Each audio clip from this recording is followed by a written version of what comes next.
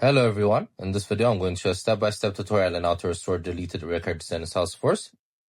So first we're going to go to our browser, go to our Salesforce account and log in. Then once you guys are here, you're going to click on the app launcher found at the top left corner.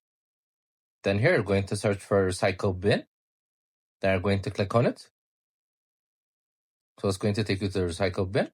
So as you can see, these are the deleted records. So we're going to select it. Then as you can see, there's the restore option. We're going to click on it. So as you can see, our report has been restored. So this is how you do it. It's a very simple step. As I told you, we also have different videos in our how to tutorial playlist. Make sure to check them out as well. I hope you guys liked this video. Subscribe for more, like for more, share for more. I hope to see you again. Goodbye.